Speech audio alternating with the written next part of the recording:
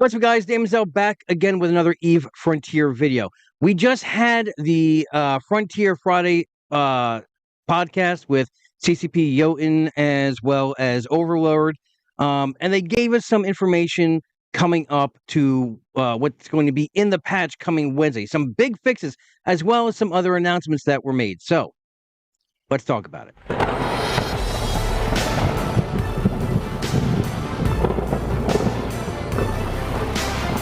All right, so one of the first things they want us to let us know is that, yes, if you are playing free currently right now, it does end next week on the 10th. So you are going to want to, if you want to roll over into being a founder and having access to the game when, for this entire life before it goes live, as well as when it goes after live, well, the game currently now is 50% less. That's right. So to become a founder, it's only $20 to get your founders access to jump in. They're lowering the prices for everyone that's testing the game, so I think it's an awesome thing. It's just, like I said, I talked about this before, it's like Baldur's Gate 3, right? When they were releasing that game. Up until the main release, you were allowed to play Act 1 as they made changes to the game. So it's the same way here, right? We're playing the game as they make these current changes, and then there's a wipe every 2 to 3 months. I think it's a great deal, $20. Also, if you are going to become a founder, go ahead. It's in the description below. You can go ahead and use my link as my referral code to get you some grace, get myself some grace, blah, blah, blah. Now, yes, speaking of grace, now I'm going to be doing an entire video on the grace situation, the way the missions work, everything else. But currently right now, there is a bug with the grace leaderboards if you biomassed, right?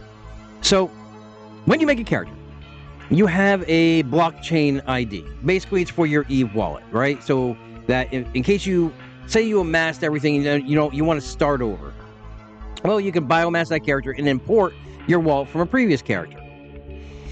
Well, currently right now, there's a bug issue where it is basically duplicating people on the board. And as you can see here, yes, I have been duplicated as well.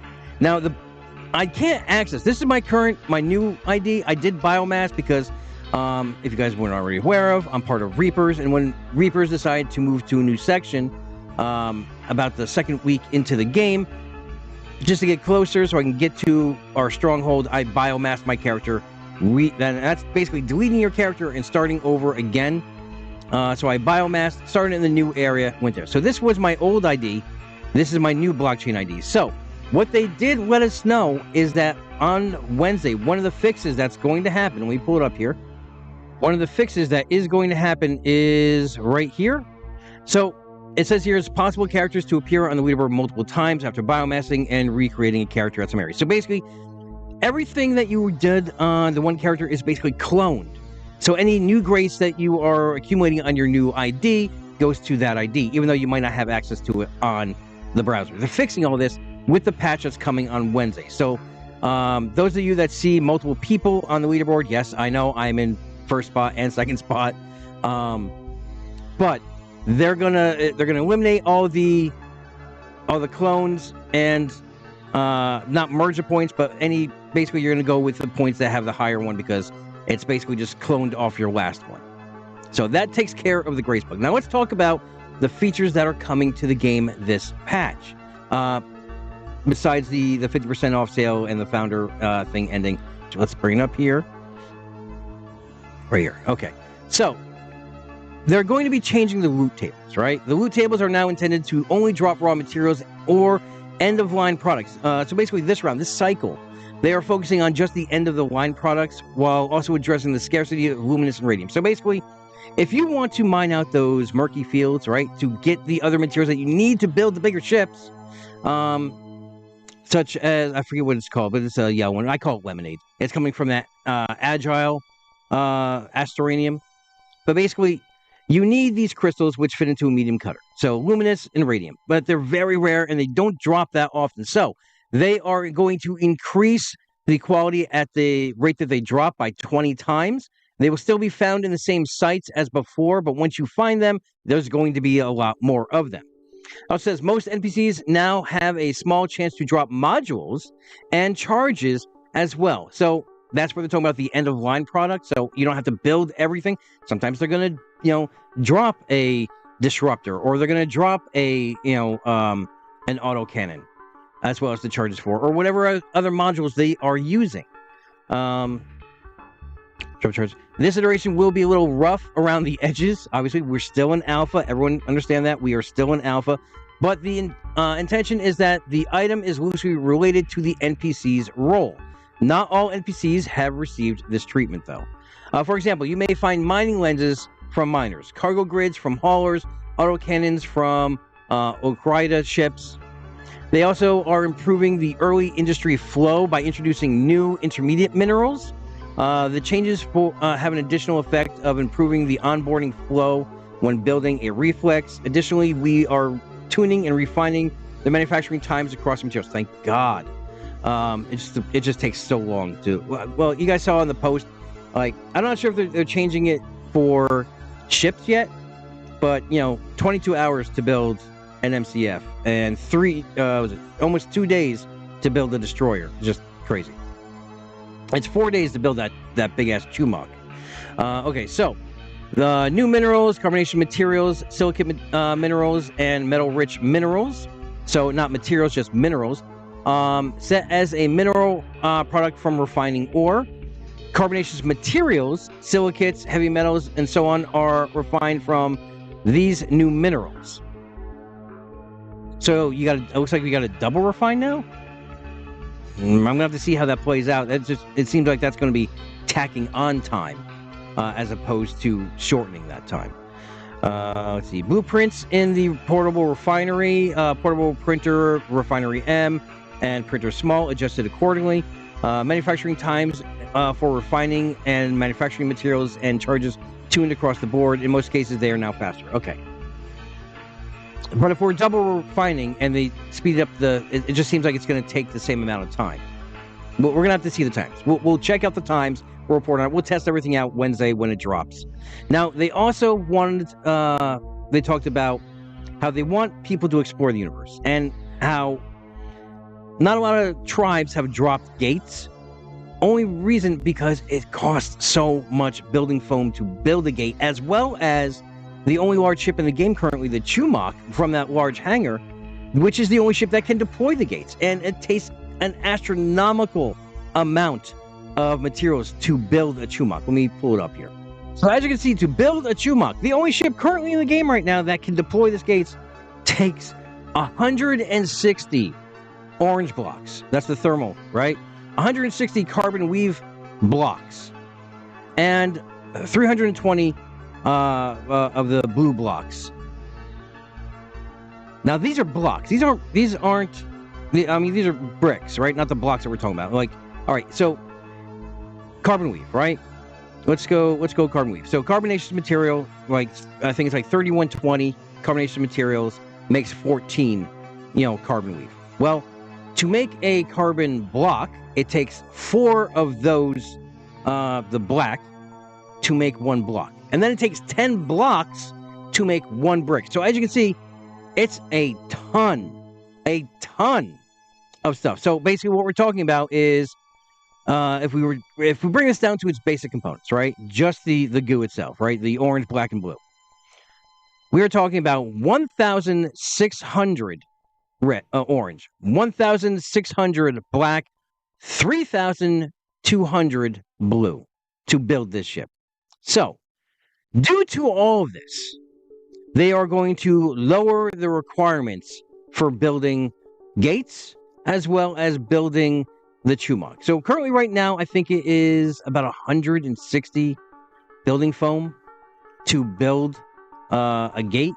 Let me bring up the patch notes here, what they dropped on us. Okay, so addressing the friction in building a Chumok and the Stargate, they have turned out to be less achievable. Yes, obviously. So they are also introducing a new cruiser, the Maul. We don't have any information on the stats or anything else, but it's going to be there with the Chumok in that large shipyard. A set of medium-sized modules are added to industry for this ship as well. So they're lowering the requirements to build a ship to deploy gates. So that's this new ship, as well as the gates themselves. So, So 650 building foam. I was way off. 650 building foam to make a smart gate. And that's one. And you need 2 gates, right? Because you got to link them. So that requirement has been dropped down to 43. So a massive reduction. So we're going to see a lot of gates start popping up after Wednesday. The new cruiser model has a big enough cargo capacity to carry 43 building foam. So you're going to be able to just put 43 building foam in that cruiser to make the gate. Because remember, you don't just making a gate and transporting the gate. You have to carry the foam, and when you use the foam, it's just like everything else, right? When you go into that building menu, that's how you're going to build that gate right from what's in your cargo hold. So we're not actually transporting the gates themselves, just the raw materials to build that gate. It says, this change will affect the amount of materials returned from dismantling the smart gate. So basically, if you already are a tribe that has already built the gate, start taking it down now. Because after the patch, you're not going to get your 650 building foam back. You're only going to get 43. So take your gate down now before that patch goes into effect on Wednesday. So these are some great changes. Now, I was also able to talk to CCP Uton, and they let us know some other changes that are coming, some fixes. So along with the patch, these are defect fixes that they are resolving. The issue that caused problems with the information windows in the build mode has now been resolved. The unstable fuel have been named. Let's see. An issue that caused unstable fuel to have no name in smart storage has been fixed.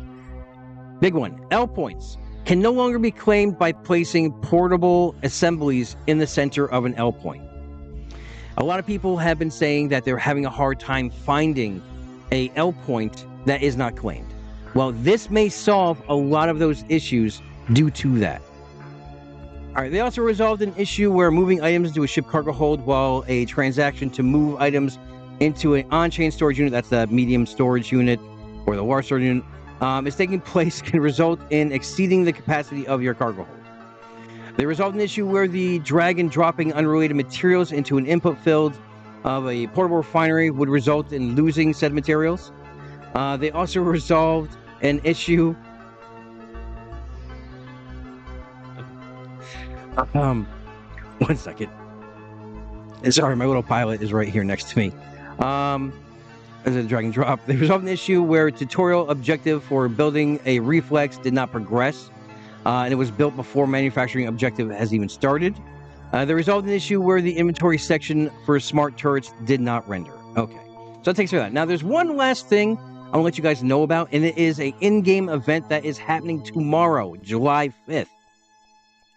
All right, so this Saturday, tomorrow, for 2 hours only, is an event called Kill All Ferals and Kill CCP Jotun. You're going to basically earn grace, maybe crash the server, who knows what's going on, but basically it's going to be going, now this is from my time, Eastern, so we are looking at 2 p.m. Eastern Standard Time to 4 p.m., so it's a 2-hour window. Basically, all you need to do is you need to go out there and kill 49 feral drones. That's it. Doesn't matter what kind they are.